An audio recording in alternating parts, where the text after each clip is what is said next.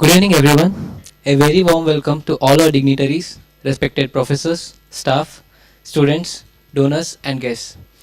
On behalf of Indian Institute of Technology, Bombay, I, Shivateja, am delighted to welcome you all to today's special lecture under Professor Rinti Banerjee Visiting Chair Professorship. We are very privileged to have with us our distinguished speaker, Professor Monica Lakhanpaul, along with Deputy Director FIA, Professor Ravindra Gudi, and Professor Neeta Kanekar from our institute. It's wonderful to see everyone gather here to engage in an evening of thought, collaboration, and inspiration. Before we move forward, I would like to take a moment to honor the legacy of Professor late Rinti Banerjee, whose vision and pioneering work we celebrate through this visiting chair professorship. Professor Banerjee was a distinguished scientist, clinician engineer, and visionary who made pioneering contributions at the interface of medicine, biomaterials, and nanotechnology. She held the Madhuri Sinha Chair in the Department of Biosciences and Bioengineering at IIT Bombay.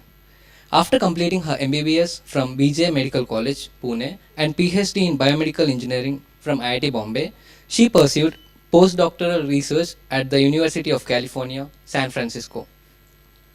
Her research was truly interdisciplinary, spanning smart biomaterials, drug delivery, nanomedicine, and translational technologies. From pulmonary surfactants and liposomes to pH responsive nanoparticles, in situ gels, and targeted delivery systems, her work reflected a rare ability to bridge engineering innovation with medical science. During COVID-19 pandemic, Professor Banerjee's lab made extraordinary contributions to national health innovation. Her team developed DuraProc, the wash-resistant biodegradable, antiviral and antibacterial immunity-boosting nutraceuticals, translating cutting-edge science into tangible public health solutions. Beyond her remarkable research, Professor Banerjee was deeply committed to inclusive and affordable healthcare, ensuring that her innovations reached the people who needed them most. Her impact continues to resonate through her students, collaborations, and technologies she developed and transferred to industries. It is my privilege to introduce and pay tribute to late Professor Rinti Banerjee, the visiting chair professor, for today's lecture, a true embodiment of science, compassion, and innovation. Now I would like to invite our Deputy Director FIA, Professor Ravindra Gudi, to kindly welcome our distinguished speaker, Professor Monica Lakhanpaul.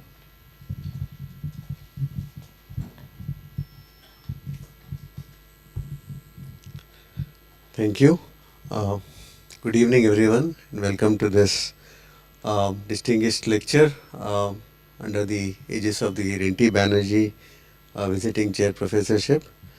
It is indeed my delight to welcome Professor Monica Lakhanpaul. Firstly, on my personal behalf and on behalf of the Institute, let me express our most sincere gratitude to you for accepting to be the Dr. Rinti Banerjee Visiting Chair Professor, the first appointment of its kind under this professorship. We really are privileged to have such a distinguished scientist, medical practitioner such as yourselves, especially the one who is so strongly focused on translational research. I think it's a delight to have you here with us. Thank you very much for accepting our offer and for being present with us to promote what's a increasingly a very strong activity at IIT Bombay in terms of translation and more specifically in the area of healthcare. So we're really thankful and would like to welcome you to the Institute.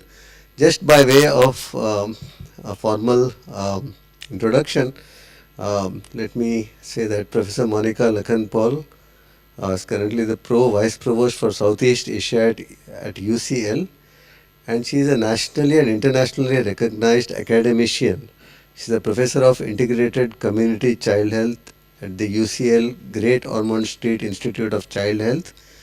She is a researcher and clinician. She is a consultant pediatrician at the Whittington Hospital, as well as she is a science communicator. It's very important these days to be able to effectively communicate science and inspire our next generation. She is a science communicator who uses arts-based approaches to give vulnerable communities a voice.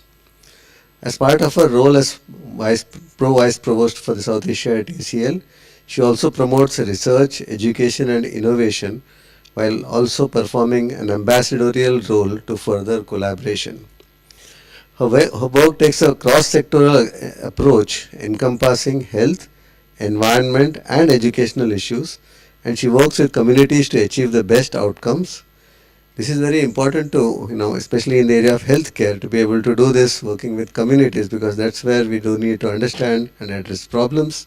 She has experience of working in multiple countries, Nepal, Indonesia, India and Africa to name but a few, with her projects working towards the UN's Sustainable Development Goals while addressing pollution, childhood nutrition and UNICEF's water, sanitation and hygiene principles. In addition, she also addresses non-communicable diseases such as asthma, the Down syndrome, epilepsy and mental health. Professor Monica Lakhanpaul holds several leadership and advisory positions, including advising the Indian government and UK local authorities, serving on the clinical and public health selection committees for the Wellcome Trust, the DBT Alliance, and she was the first ever child health clinical director at the collaborating center that's responsible for developing guidelines for NICE UK, and she received the first child health NICE fellowship. Despite all this, it's really amazing that she still finds time to supervise academic fellows, PhD and master students, and she is very strongly involved in capacity building in higher education in the UK and low and middle income countries. Her contributions to the public sector have been recognized with an Asian Women of Achievement Award. Furthermore, she works to promote racial and gender equality, chairing the UCL South Asia Network. She is a member of the Black Female Professors Forum and an ambassador for Women of the Future. She has over 180 articles and other publications to her name. With this introduction, please join me in welcoming Professor Monica Lakhanpaul to deliver the first Dr. Rinti Banerjee Visiting Chair Professor. Thank you very much.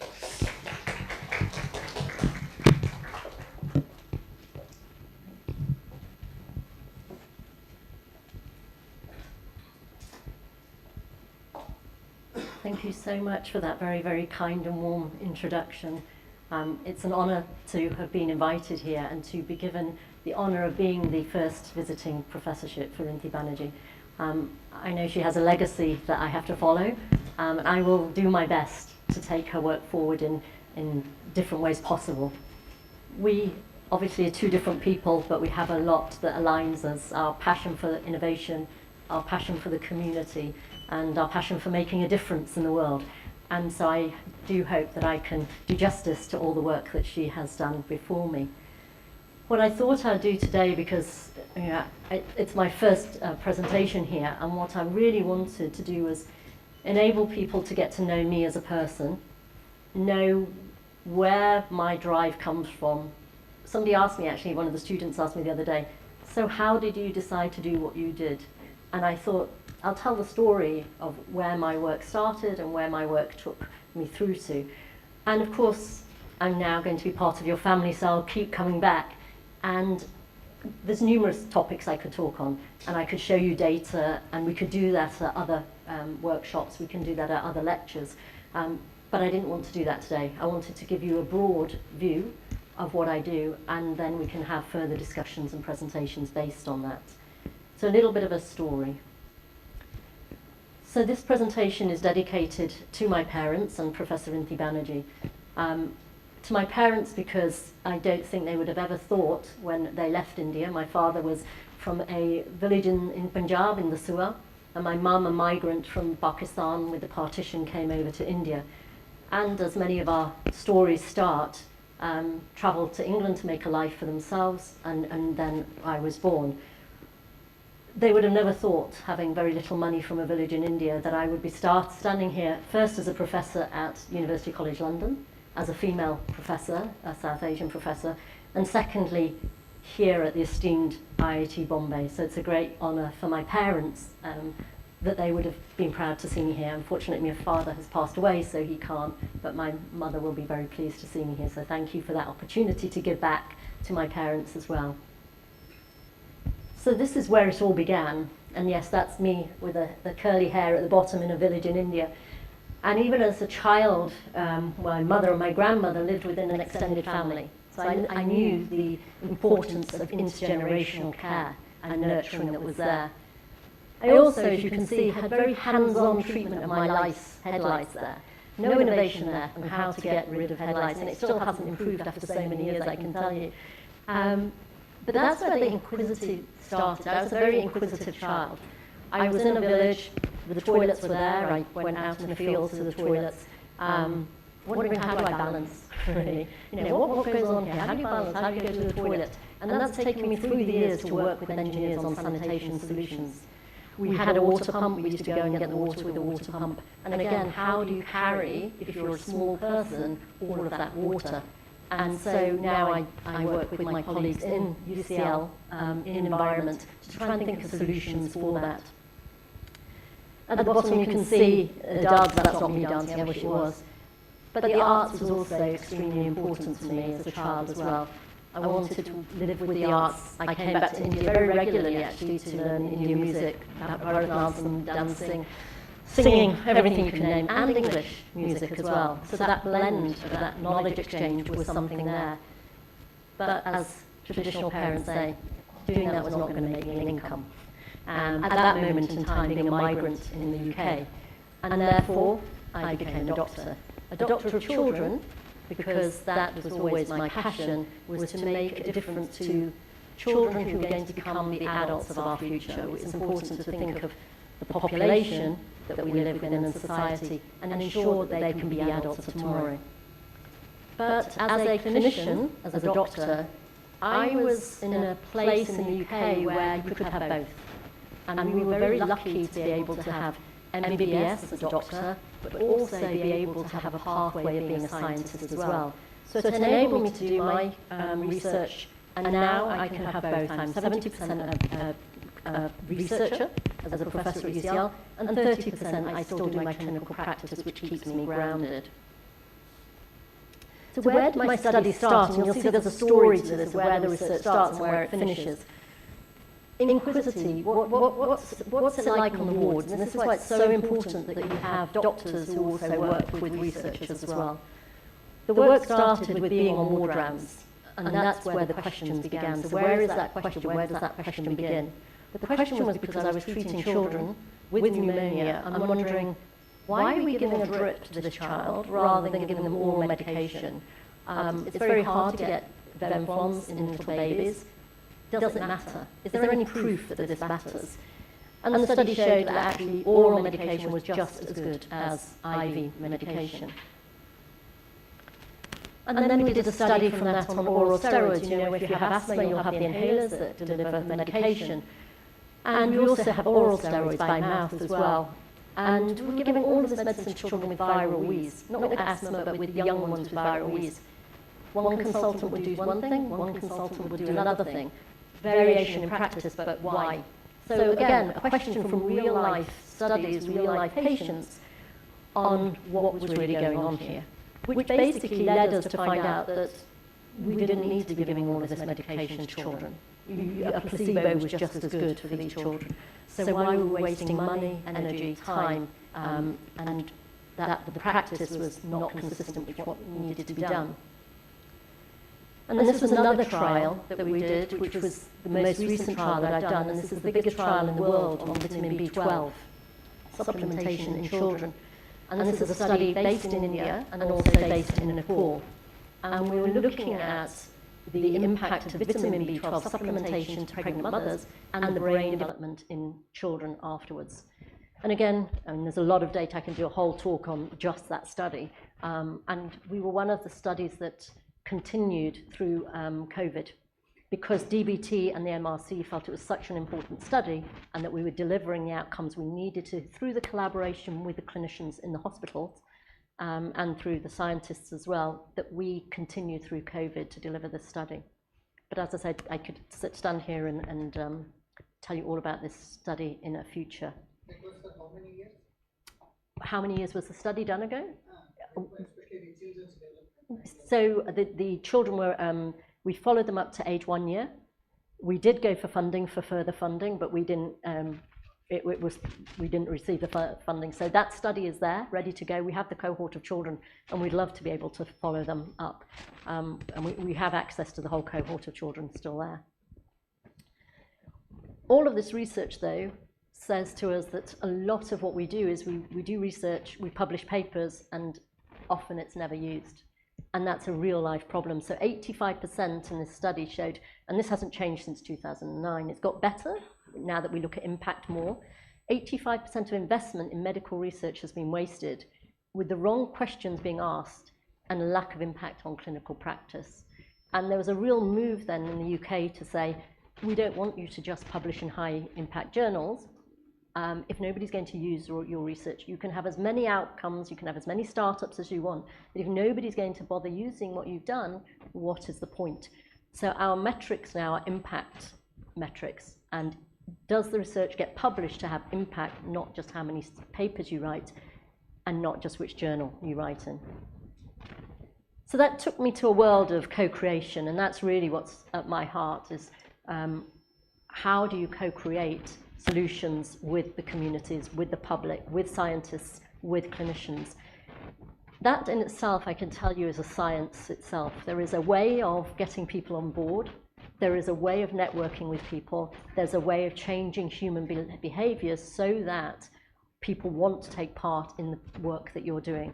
And at the moment, I lead the National Collaboration for Patient-Public Involvement, so that we can ensure that patient-public involvement is at the centre of every single thing we do, and it is considered a science in itself and is funded properly in itself.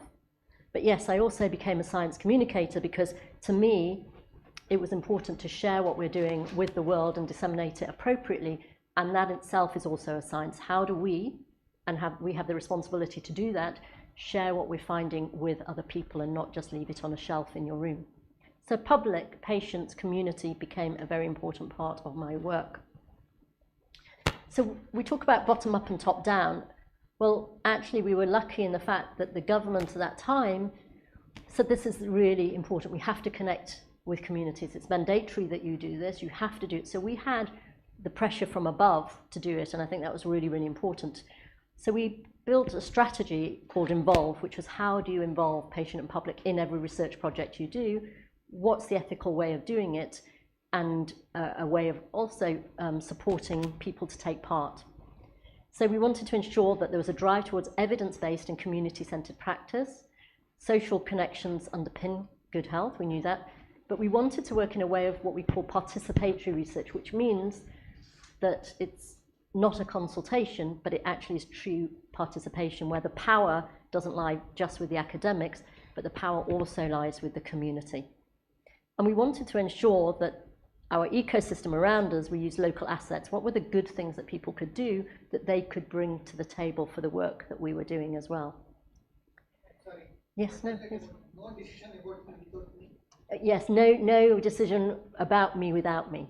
And that stayed, so nothing can be, that's for the patients. You cannot make a decision without me, basically. So if I'm the public, you can't make a decision without me. Everything you do as a researcher, you're funded by we are funded by the government.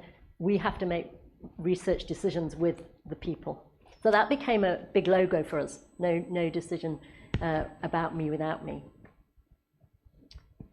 And what we did was we decided, I mean, this is another way of showing it really, that the answer is 17 years. What is the question? Understanding time lags in the translational research.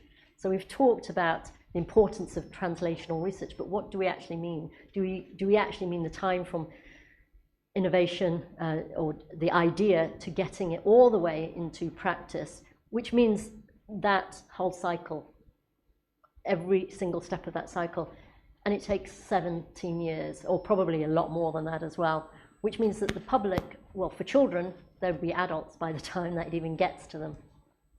So we needed to speed that up, and that's what we were trying to do, is how do we speed that up? And one way was to think of the whole research cycle from when you're first deciding on your research project. So right from day one, identifying and prioritizing the design, proposal, development, undertaking the research, analysis, interpretation, dissemination, and implementation, our programs of work have that built together from the beginning. Each step of those is in our work packages. And each step of those has the patient and the public and the carers involved in that cycle, whether it's involving them in the design of the study, participating in the research study, or having them as ambassadors to actually translate that research as well. So what we decided was, what we really have to do is go backwards. You know, we were doing studies where we were just doing the studies and delivering, but we had to actually make this much more complicated. And the problem is that people don't really, it's not easy when you make things complicated. Everybody wants one clinical trial, one outcome, we have an answer. That's great, but you know, if you have a drug that you've tested for the vitamin B12, okay, we're saying vitamin B12 for pregnant mothers is important. If she's not going to take it, all the research we do in the world will be a little bit pointless. So we have to understand at what point do we have to do different interventions to enable the research that we do at the starting point to be implemented. So we thought, okay, what do we have to do? So all our students, the students I have, know clearly where my heart is. And one thing is that they have to immerse themselves into the community. Even if they're engineers, even if they're people in economics, even or whoever you are in the research, you have to immerse yourself into with the people who you are working with. And that's where I started. With my clinical hat on, what is going around me? What's the clinical problem?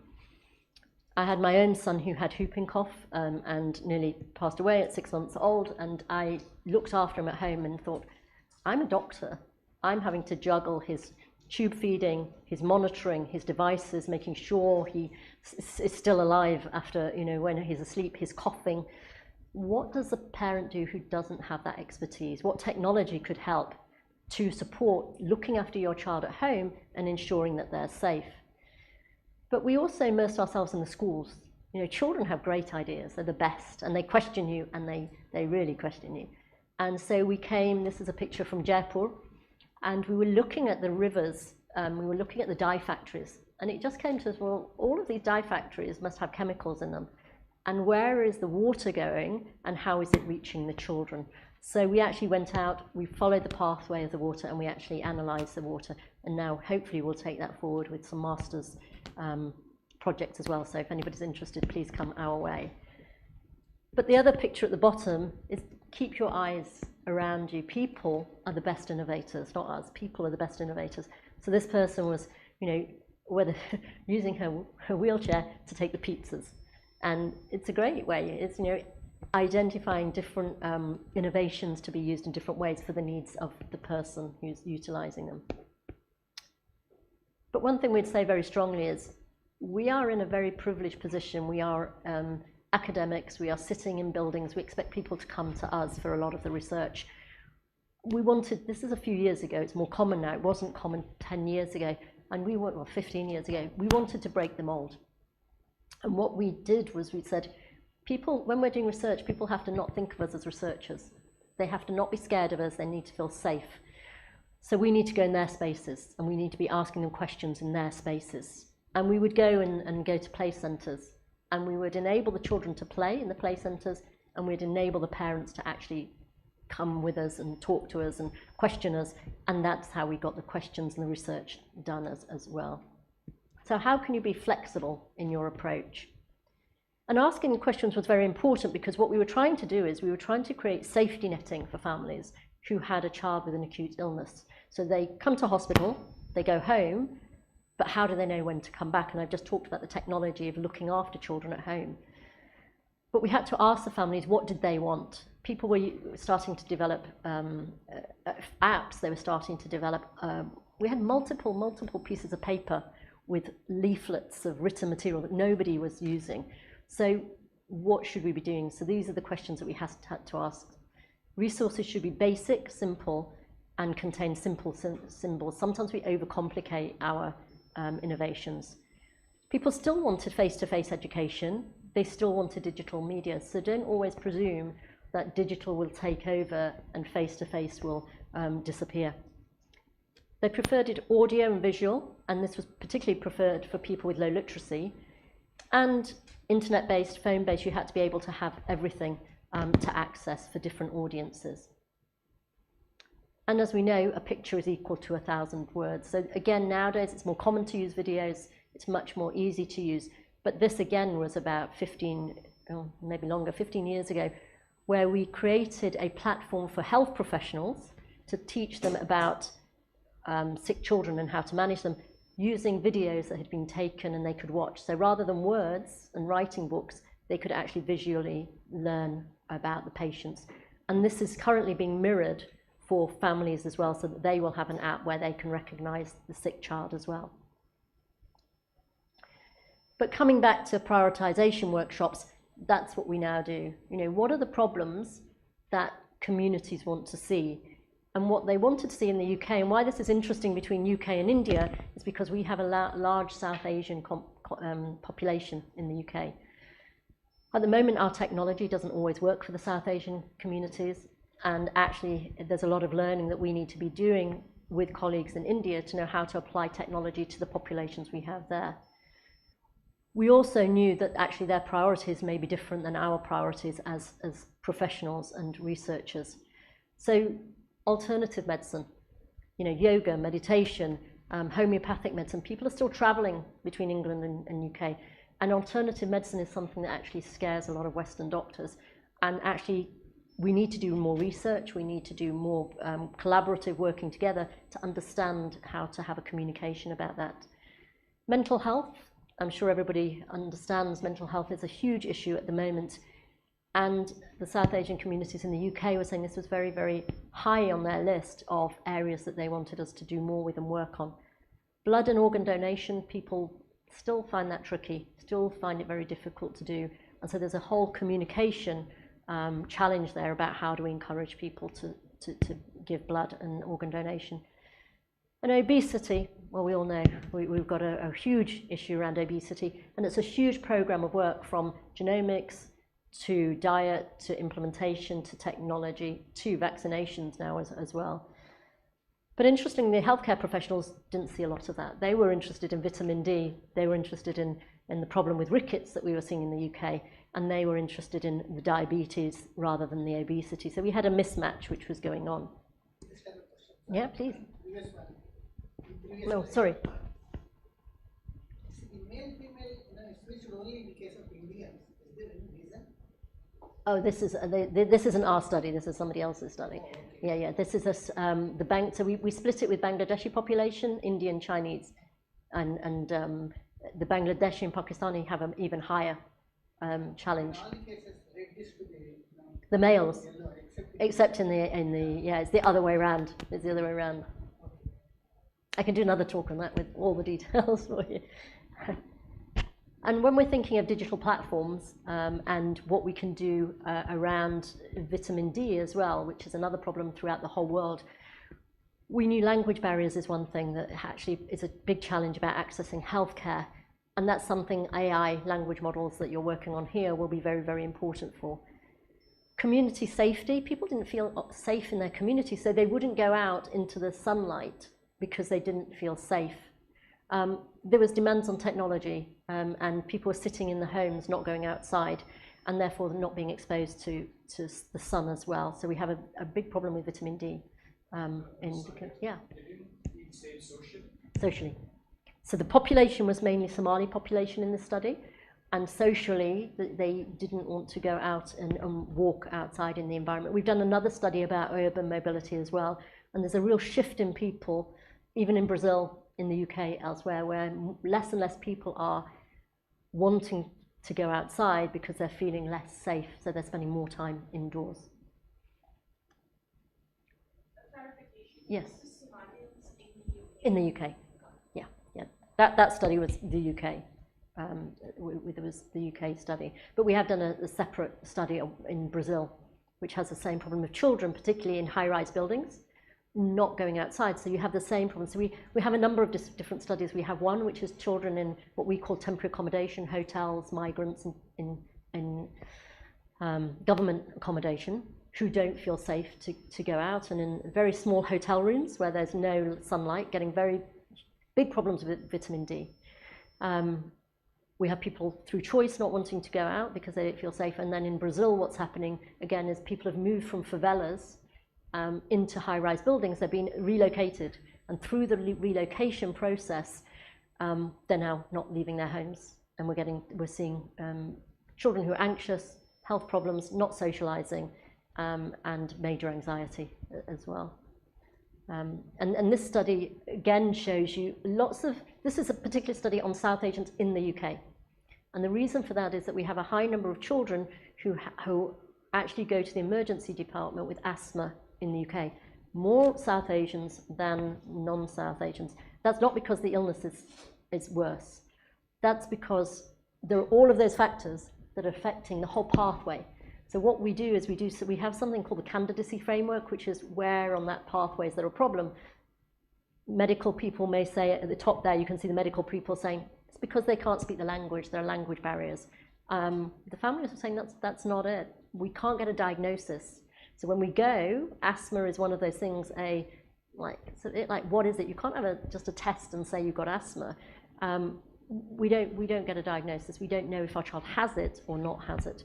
The language is different, but it's the words in the language that are different. And they want to know, the families want to know what to do day to day. And this is another study that I was very passionate about, because the families say, we go to our cultural meals, we go to parties, we go to other places. We're scared of our children going out in the cold in case it will trigger their asthma. We're scared of them eating certain foods in case it will trigger their asthma. Actually, the medication was a very small part of their problem. That was like right at the bottom. We'll take out the medication, but actually we're worried about stigma. We're worried about the children not getting married. All of these multiple factors that if you don't tackle together, we're not making an impact on what we're meant to be making an impact on.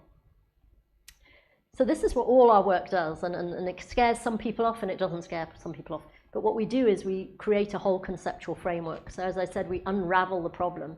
And we'll say to the students and ourselves, okay, let's sit down with, as you can see here, malnutrition in infants aged 6 to 24 months, and we'll have a whole workshop and go, let's just unravel this. What are all the factors across the different disciplines, sectors, political environment, village environment, household environment, engineering, health, economics? What are all of the factors that are actually going to make a difference at the end? And I'm not saying you can solve all of these, you can't. But at least you have an understanding of what needs to be done, and you start a conversation with your colleagues. So we have a platform called HEE, H-E-E-E, Health, Education, Environment and Engineering, and we can tag on economics onto that as well. And what that allowed us to do was bring the health colleagues, bring our engineering colleagues, bring our environmental colleagues, and bring our economists together to solve this problem. And this could be a whole program of research for another 20 years, trying to solve each of these things. But this is why clinical trials or other trials sometimes don't work. So people will say, well, we've done this sanitation intervention, or we've done this feeding intervention, it didn't work, because there's all these other problems going on at the same time. Now, I'm sorry you can't see that very well, but what it's trying to show you is the complicated diagram in a different way. What we have to look at is what's happening at an individual level, what's happening at an organizational level, what's happening at a community level, and what's happening at a policy level. And working across all of those different spaces, you can then start thinking who are the people you have to involve and not involve. Now, this was something that we brought in only recently, and this is called the Wheel of Privilege. This was actually adapted from another scientist. And what we did was we took it to our community, and this was a project which I'll show you later about children with disabilities. So children who have disabilities often do not access the care that they need to access. They can't access the technology they need to access, they can't access their wheelchairs that they need to access, and many other things. And those who are considered, everybody will have a different terminology, but more at the periphery of society or more marginalized, actually the ones who have the biggest problems. And if we can solve those, then we can solve everybody else's. So we're trying to turn it backwards. Who are the people who are actually going to be falling through the gaps of care, and who are the people then we should be reaching out? So they said, these are the things that are a problem for us in the UK. So the skin colour seems to make a difference, your gender, your citizenship, your language, how much money you have, housing, body size, mental health, neurodiversity, your sexuality, your ability, basically if you have a disability or not, and your formal education. These are all the things that they said to us actually make a difference to what we feel we can access or not access. What is neurodiversity? Yes, autism, on the spectrum of autism. Yeah, so because the communication is different, and how they sometimes perceive what they need from care. And that stimulated us to do what we do now, which is every project has to have an interdisciplinary team. And it means that what you see and what I see will be very different. So you as an engineer will see something very different, I will see something very different, and somebody else will. So we have to have mandatory and interdisciplinary team. But we can't live in our silos. We must work together across the world. And our projects, therefore, which is why it's lovely to be here, is all about bidirectional learning. We have diabetes in England, you have diabetes here, we have other healthcare problems there, we have other technology problems there. How can we actually learn from each other and have solutions together? Now this place here is amazing, and it would be great to have something like this here if you don't already have it at IIT. It was a vision to basically create a world inside a building. And what we can do is we can create an environment inside this building, sound, smell, touch, whatever you want to test out your innovation. So whether it's a train, or whether it's really rebuilding a train within this building and tracking what you do and how you do it is what we can do here. Whether it's somebody going around a supermarket and how they mobilize around a supermarket, you can track their sensation. And so that you can see it here, how do we use buses? How hot is it getting and what do people do? If people are walking around in a large crowd, can you work out where they're more likely to go? We have crowd movement, brain scanning, like I said, supermarkets and autism. How do you set a supermarket up so somebody with autism feels more comfortable to walk around it? And urban parks and spaces as well. And we do many, many different experiments in this place. So again, this is that translational pathway from the idea to the innovation, to the testing of the innovation, to real life before it gets out into practice as well. And within that space and within many other spaces, we make sure now that we have a whole program of work with the arts. So whether it be song, whether it be sound, whether it be ceramics, whatever it is, we have to now have a program of work, in our program anyway, of the arts. So we have an embedded artist who works with us, who through every step of what we do will consider the outputs from the artist at the same time. So why arts? And I think this is the thing about your campus here, is you have all of these spaces, you have human sciences, you have access to the arts as well. So very aligned with what we do at UCL. And the arts are so important because they bring empowerment and agency, creativity. They build trust, and I think that's very important as researchers, is that we do theatre together, we do sound and motion together, so that actually that you can have trust building before you actually ask the questions to the people. And this can be rigorous as well, and it helps with knowledge translation and impact as well. So what I do is messy research, and it is messy. I could choose very clear research, but it's messy research. But I think it's very exciting and about co-creation. So what we do is we ensure that our co-creation processes are responsible, and so we have an ethical process that we follow for doing research, which means that we have to develop trust for vulnerable communities. We're working on a project around cultural parenting practices. So how do we hear the voices of people from different cultures to ensure that we can blend that into a parenting program, and then use digital platforms, videos, sound, stories to support families to actually help them parent their children in a more inclusive, culturally grounded and inclusive way.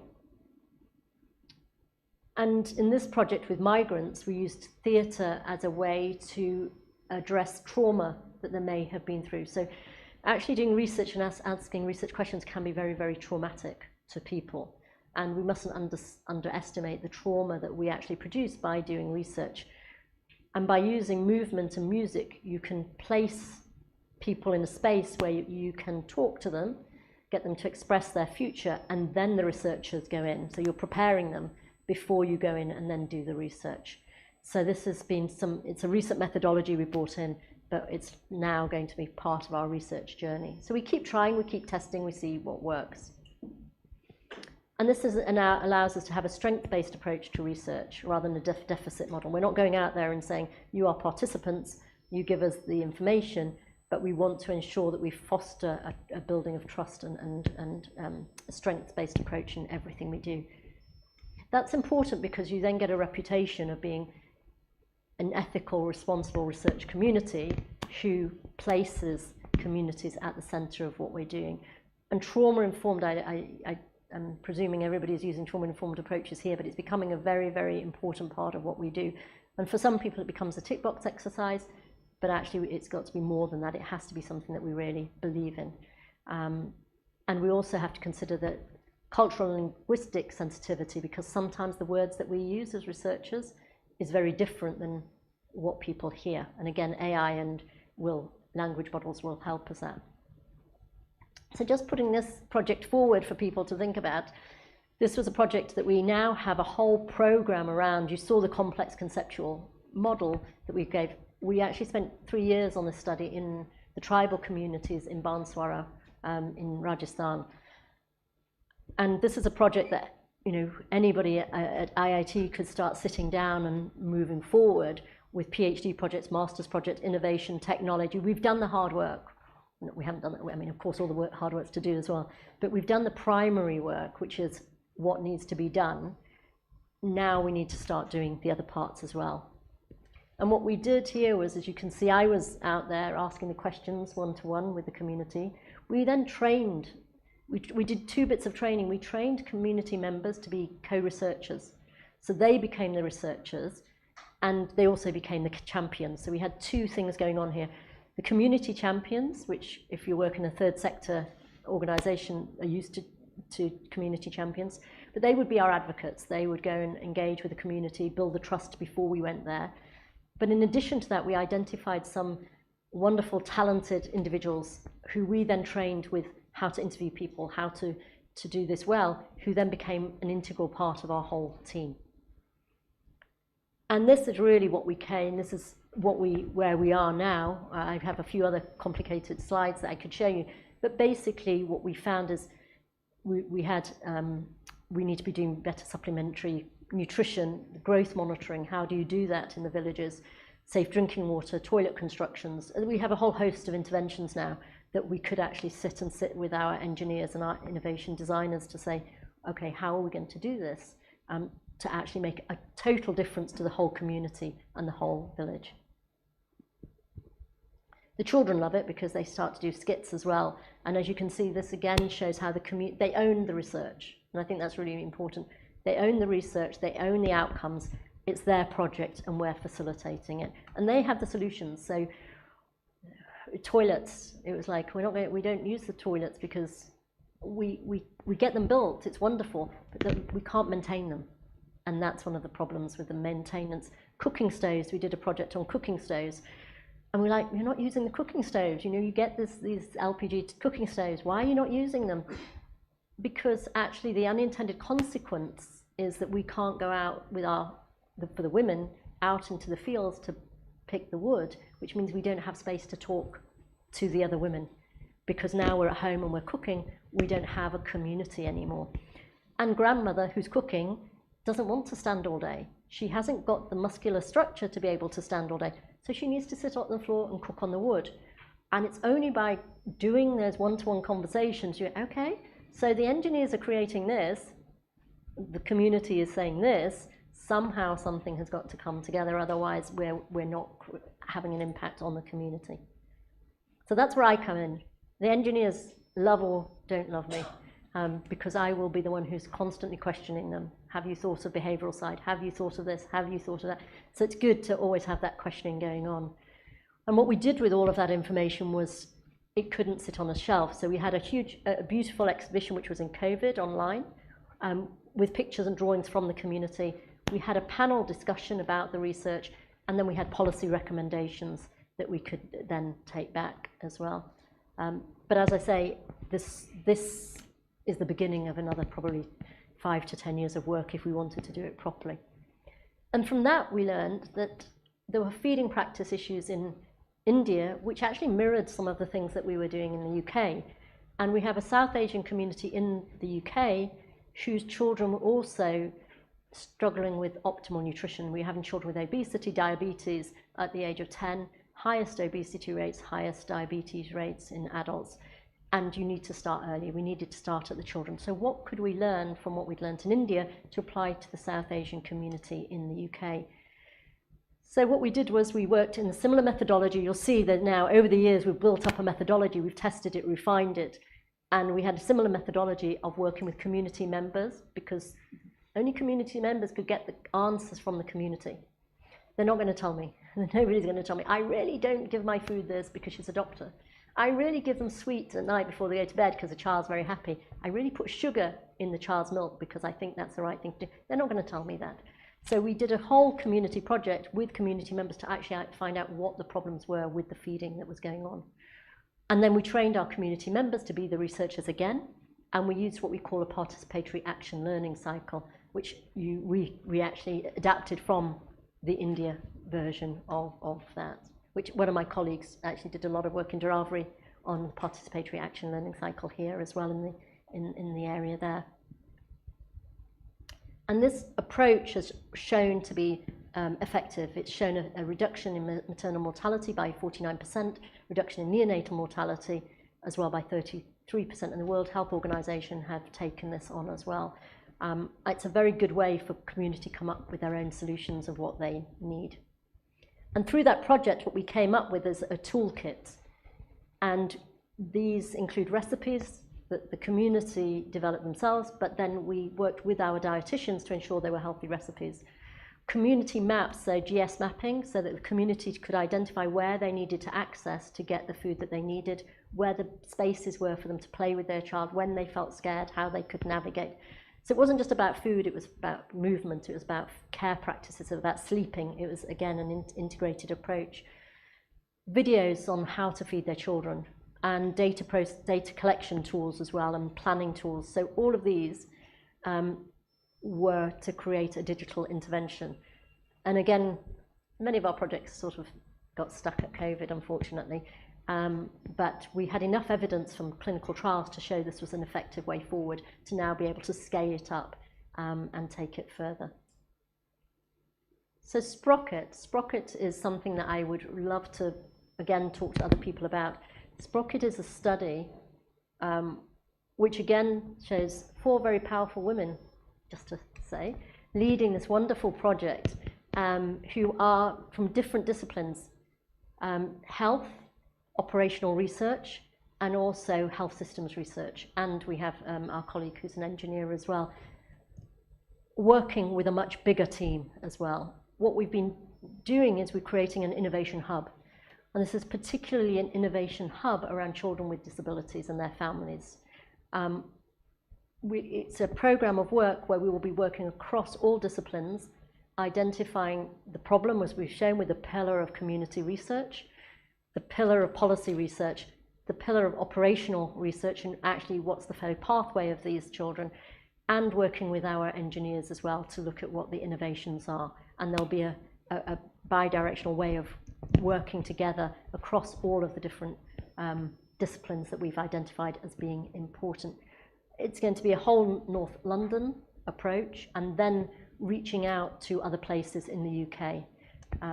But it's something, again, we have the blueprint, we've written the project, we've looked at it, it could easily be adapted for other countries, other places, and rolled out for even elderly care children. The map of the methodology is already there. So this is what we did. We were particularly working with different communities and with the South Asian communities. Sometimes there is stigma talking about disability, and that's why our community researchers who we trained, and now they're actually part of our research team for the last 8 years now. They've sort of stayed with me, and I work with them. They're amazing.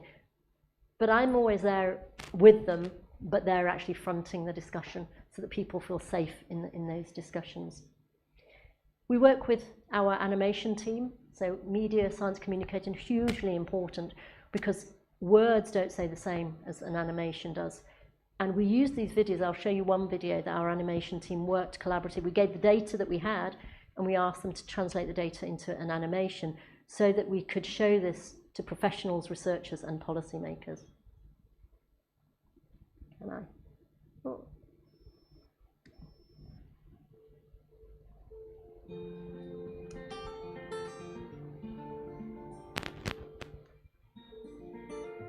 I'd go to care planning meetings and they'd see all my papers and say, "You look ready for a fight."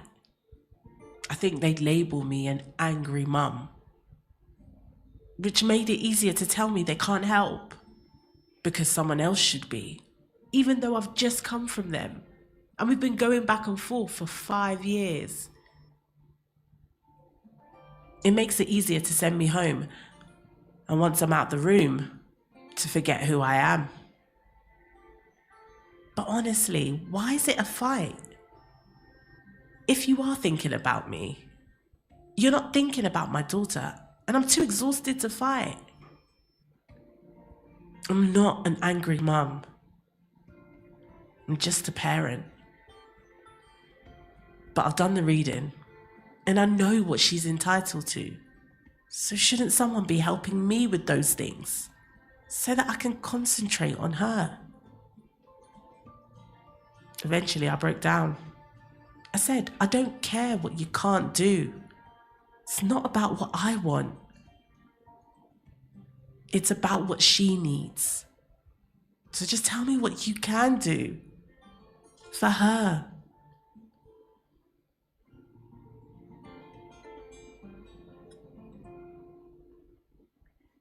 And the point of showing that also is to show interdisciplinary work and why it's so important. Oops. I can't get this down now. My slides are gone funny. Oh yeah. And why is interdisciplinary research so important? And why is it important for researchers to work with clinicians and families?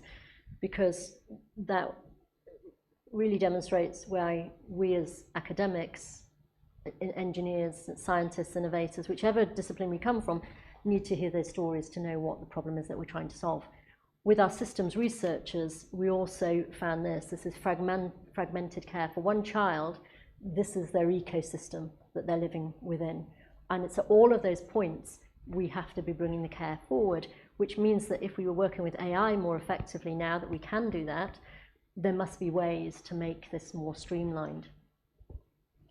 And that's the loop diagram at the top. The operational researchers show us, and it's not my expertise, it's their expertise, where they're mapping the pathway of different children. And from that, we will take it forward to impactful innovations. So we'll be able to rationalize and align processes. We'll be able to use large language models to reduce the administrative burden, if we can do that. We'll be able to anticipate if a child's getting older before they get older, and how do we then create the tools that they need with their disability before they need them. And because a child's life, when you miss a few months, their life has changed dramatically. We also need to think, how do we train the workforce quickly, effectively, and changing legislation as well, and make cost-effective innovations as well. So these are the sort of things that we're going to be doing. And like I said, this is something that we could easily think of replicating. Those are all of the different sectors that we need to be thinking of: transport, housing, education. And on the right side, you can see some of the things we've already been finding need to happen in different systems around the ecosystem within which the children live. So just to finish on, and this is slightly on a sideline, but because I want to end on mental health, and I think mental health is hugely important for everybody. I think we've realized as academics we need to be doing more research around mental health and supporting people with that. And we've also realized for our students it's so important for their well-being as well, and our staff as well. But we did some work in the UK, and we've done some work in India as well, at what are the challenges for individuals around mental health.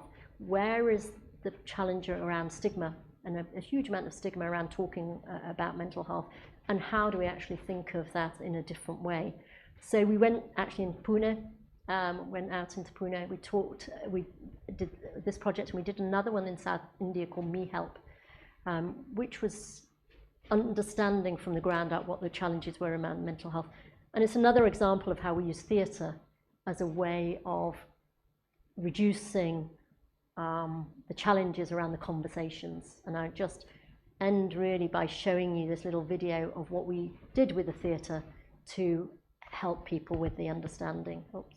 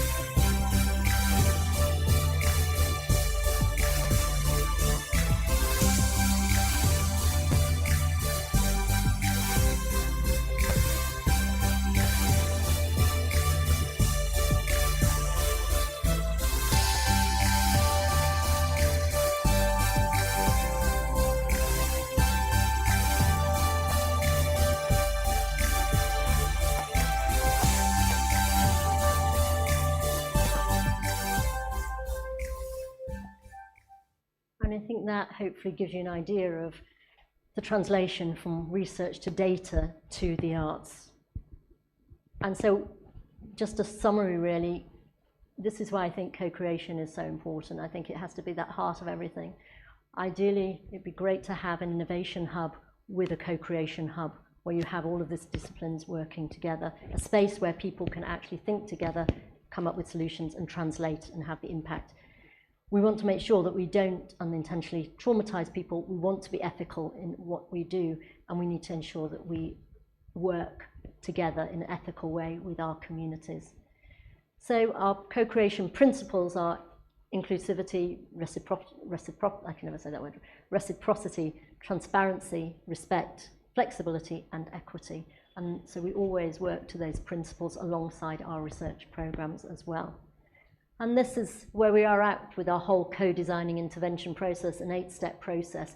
Again, what we've done and we've tried to do now over the years is refine, so that now we can apply this methodology to any project really that you bring towards us. And we can be the methodologists as well as the scientists as well. Yes, it's hard. There are barriers. It takes time. It takes money. It takes resources. And sometimes there are limited guidelines on how you do it. And it takes experts. Co-creation isn't something that everybody can do. You need co-creation experts with the scientists working together as a team. I think it's important to recognize our skill sets. And sometimes there are language barriers. Sometimes there are no incentives. We're very clear we do give incentives to people who come to us. And you need to build trust as well. But it's very rewarding for the impact that you're going to have.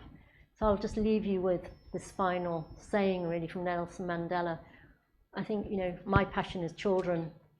I still see children as a clinician in the hospital. Very important that I'm grounded in that. I know as a doctor where the questions come from. Applying it through research is very, very important, but not if we don't change the everyday lives of children. Thank you very much.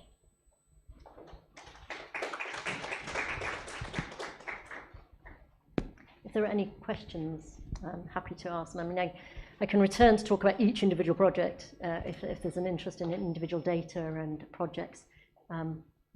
Please. Very interesting talk, thank you. There was that very intriguing slide, the wheel of privilege slide.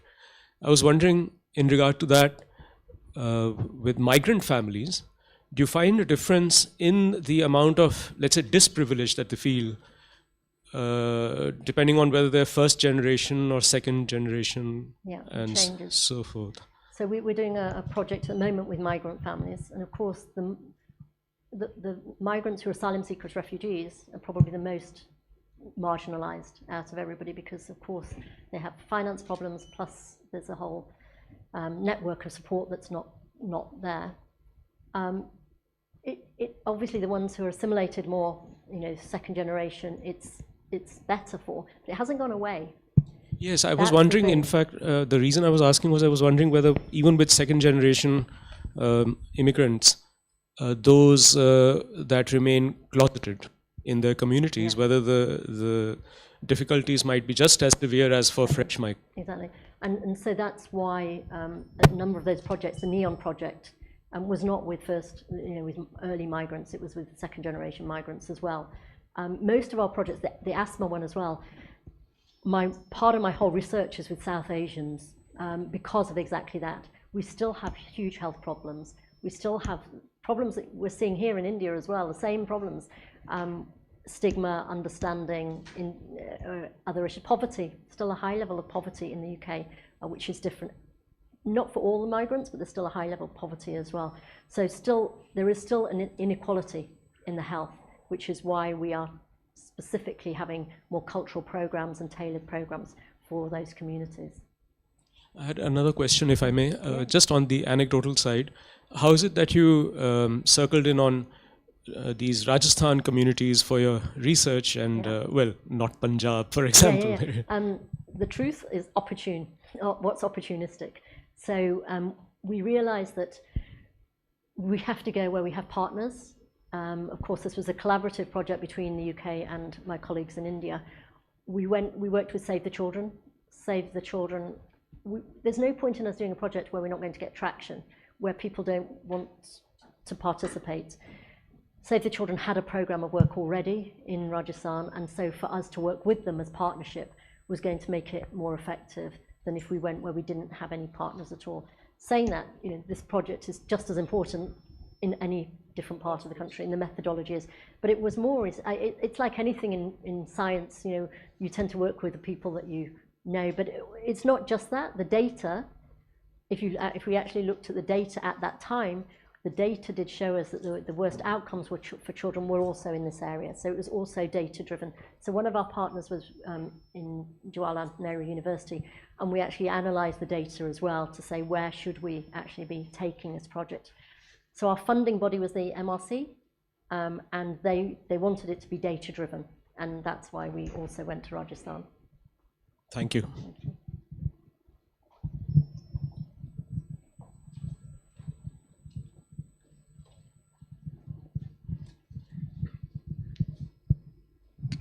Hi.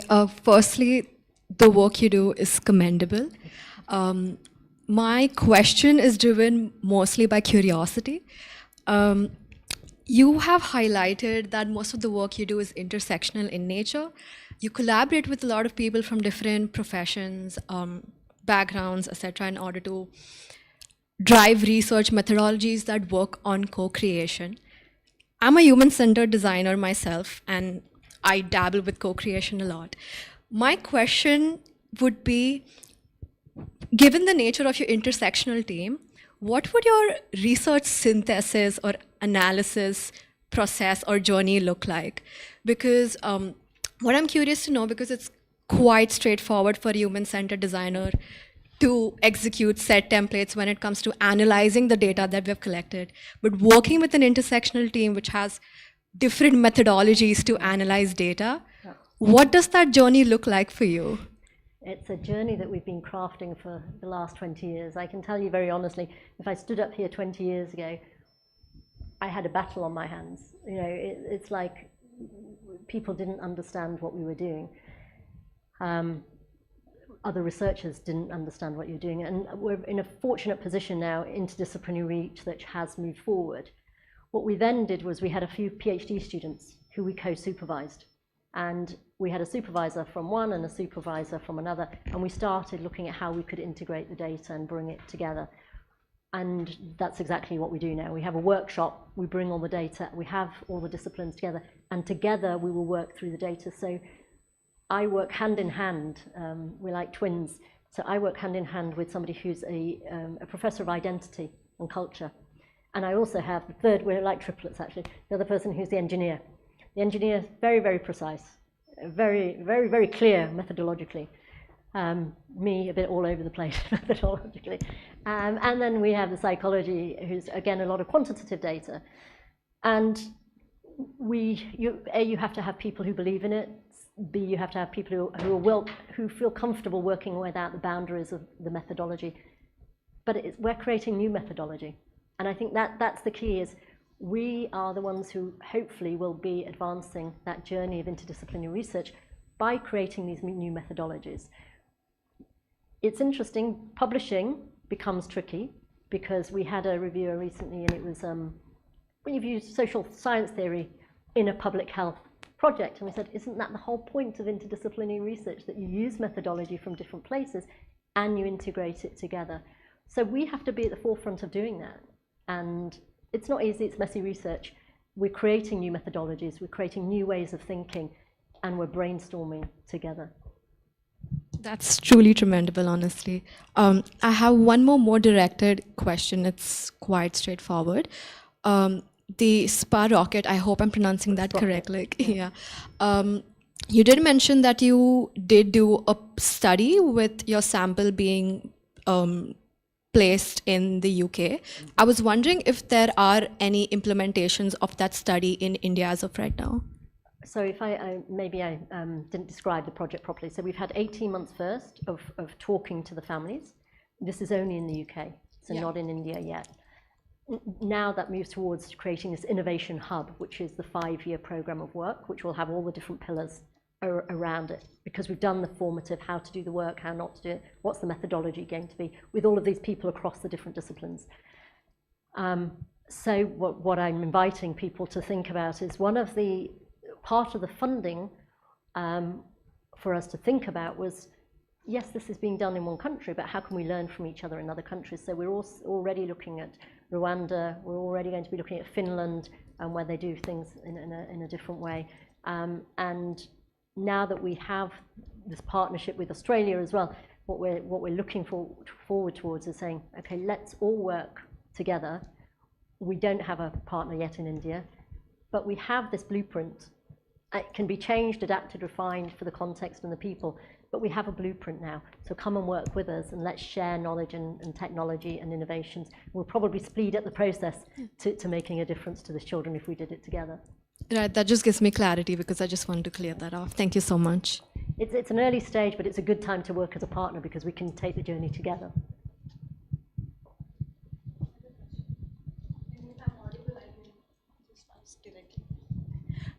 Firstly, commendable work and very interesting, because I have also worked in maternal health and newborn feeding previously, and I've been a dentist. And as you were describing your journey, I could see. So I always wondered if it is possible to connect all the dots, and in your journey, I can see that yes, it is possible. So firstly, thanks for sharing your journey. My second question is just turning the lens around. So she spoke about all the different components of your team, but another component of your team that you described was the actual people who benefit from your work, right? So during your work, and you've been working since quite some time, and you've seen digital systems being introduced. Yeah. How has that impacted in the way people share their experiences?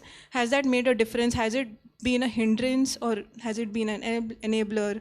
Just wanted to get your understanding, because now I'm working in like digital diabetology, and we really want to create work which reaches the end user. So that's where I'm coming from. Yeah. Okay. Thank you. So when you're saying sharing information, do you mean sharing as in digital as a platform for change for the patient, or do you mean as a research tool? No, not as a research tool. As a health communication. So that's where I was saying about it has to be done properly. And I think there's been lots and lots of digital platforms that have failed because they're not going through the journey we've just talked about. And I suppose that's what I keep advocating for. So the project called Ask Sniff, the one at the beginning, and now called iPoorly, that's been a long journey. And the reason it's been a long journey is because we could have done it within 6 months if we as the innovators just said, well, we're going to do this, this and this. We're going to bring lots of videos together and we're going to put it on an app. We didn't do that. So we mapped the guidelines first, the government guidelines, and then we took it to the community. Then we said to them, what matters to you here? When you're at home with your child, which of these things matter to you? And then we said, okay, how do you want to receive the information? And then we're now co-creating with them the digital platform, and they become the users and right the way through the process. And that's why I was showing you the research cycle, in that it's so important that the community, patient-public involvement is there right at the beginning. So digital works, and you have to be mindful of two things. Digital works if it's created well in a way that users can use it. So it can be complicated for people to use, because if you have too many pathways and everything, and then people give up, okay? The other thing is audiovisual has become something, everybody's used to social media now, they're all used to visual. Translating into written language does not work, and I keep saying this to people, it doesn't work anymore. Translating to visual material, audio material works so much better because that's how people think, learn, they love videos. So we're using a lot of videos in what we do. Digital is the way of reaching people, but you mustn't forget that not everybody can utilize digital. Not everybody has a digital platform. Some people have one phone in a whole family.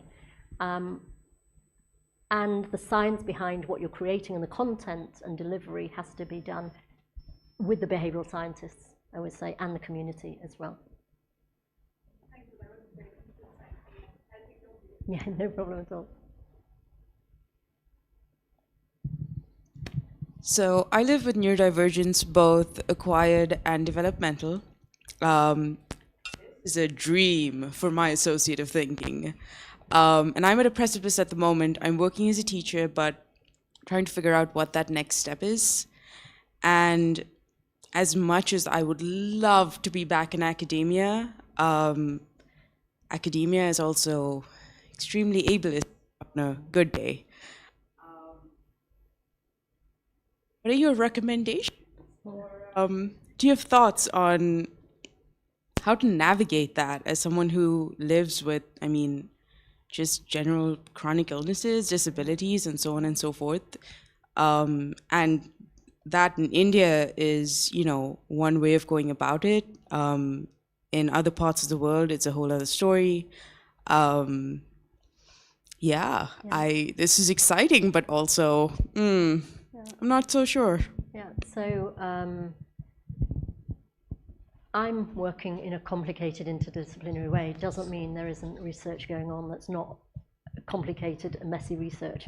There's a lot of important research that happens that isn't this sort of research. This works for my brain. I'm a thinker outside the box. I've done my high psychological profile, and this fits with me as a person who thinks. You give me quantitative data and numbers, I struggle. So we all struggle with different things. I know if somebody asks me, can you tell us the numbers for that? Can you tell us the number? I'm like, oh, you know, it's like quantitative data I can apply, and I will apply it, but it's not my strength. So it's finding your strength, I think. That's number one, is my advice to you. Find your strength. What are you good at? And it doesn't have to be what somebody else is good at. So when I applied for my job, I was different. You know, everybody was a basic scientist. Everybody was, you know, siloed. Everybody was working on one thing.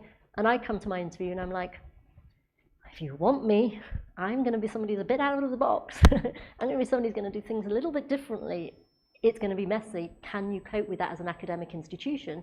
And they're like, great to have somebody a bit different. So I was different, very, very different. I didn't fit because I don't have a tribe in engineering. I don't have a tribe in qualitative. I don't have a tribe in quantitative.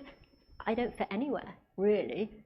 I've created my own place and my own home, and that home changes depending on where I am. So you find your strength, and your strength is just as important as somebody else's strength. So on our team, we will have people who have different strengths. The operational researchers would not want to do what I do. So in that Sprocket study, the operational researchers are the data-driven colleagues. They know that I do all the workshops with the people, but together we're very, very powerful, very powerful. So find your niche, find what you're good at, and you will find a place within a team because everybody has a place to be. From an academic institution perspective, I can only speak of my own university. You know, equality, diversity, inclusion is a huge part of what we do, and enabling everybody to flourish in different ways is something that we work quite hard at, and finding supervisors, mentors, way that we can actually find the talent and nurture the talent in different ways that support different individuals. But I'm happy to have a sort of a workshop, a open house, sit down. You know, next time I come, I'll be coming. You know, anybody can come and talk to me about whatever you want to talk about. You know, really happy just to have an open dialogue about my journey. Or I've had different roles, as you can see. I've had roles as a scientist. I've had roles as a doctor. I have roles as a mother. I have 3 children as well to deal with, and I have roles in leadership positions as well. Often I'm not the majority for some different reasons. Often I'm a minority. So navigating a path where you're not always a majority, been there as well. So happy to have any chats anytime. Yeah.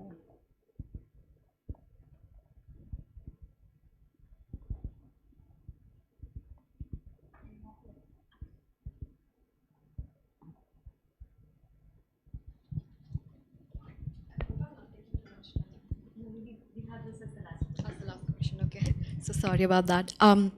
So again, driven from curiosity, as someone, again, who works at an intersection of human-centered design, behavioral science, I think something that I personally struggle with a lot, since a lot of research that you do take over works at an intersection of a lot of social aspects, right?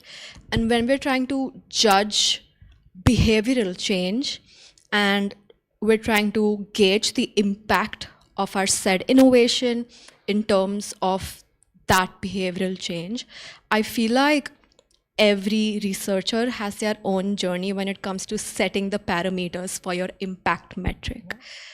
I'm really curious to know what's that like for you. Across studies does not necessarily have to be a certain project. Yeah, I mean, you're completely right. What does impact mean? And what impact means to one person isn't what impact means to another. So we try and set out our impact measures right at the beginning. So Sprocket, again, is a good example. Sprocket, we worked with the community to say, what is good? What does good look like for you? And that's what we'll be doing. We will be setting the outcome measures with the community and what's good for them. We'll be doing the same with the professionals. So it won't be my impact measures. It'll be their impact measures. And then we'll have the scientists and what's your impact measures. And so we'll have like an impact framework that we can then try and see if we're delivering right from the beginning, which is where implementation science also comes in. What are your impact measures? And some of it's also about reach. How many people do you reach with what you're doing as well? We did a similar thing where we had an intervention for perinatal mental health, for mothers with perinatal mental health. And what we did, we created a scorecard. So what's important to the mothers, and which is very different than what's important to the health visitors as well, and then created this scorecard that could then be used. And that way you can, again, co-create the impact measures. But you need to do that right at the beginning, not when you got to the end of the study.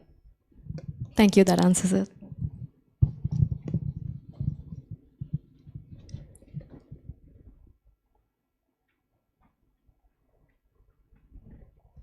Yes, thank you, Professor Lakhanpaul. That was an insightful and inspiring talk. We will continue with the event. Thank you very much. Thank you, everybody, for the invite and the opportunity to talk to you. Thank you. Now I would like to invite Professor Kanekar from Biosciences Department to deliver a vote of thanks.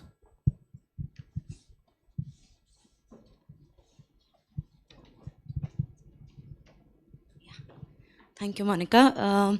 Thank you, everyone. Lovely audience. And 1 minute, I'll just stand. I think I'll stand that side. The projector is on my face. Yeah. So I first would like. Yeah. Middle is the way. Okay.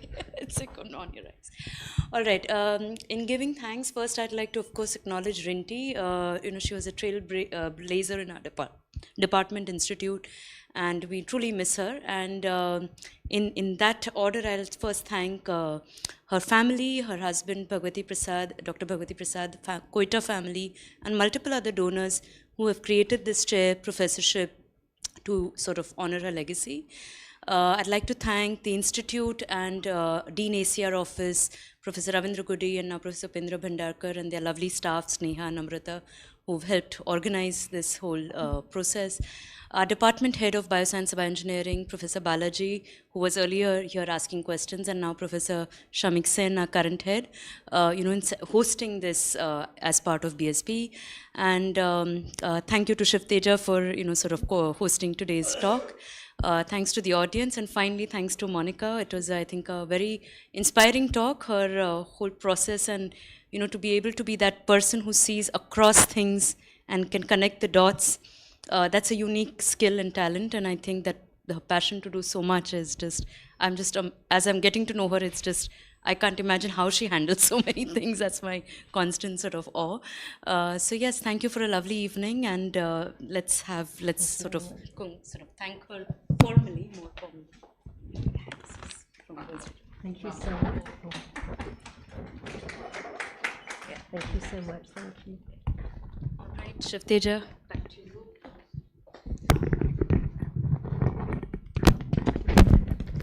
Yes, thank you everyone for gathering here. It was a very enlightening lecture. Thank you, ma'am. And thank you everyone for coming. Now join us for high tea, for refreshments. Yes, thank you.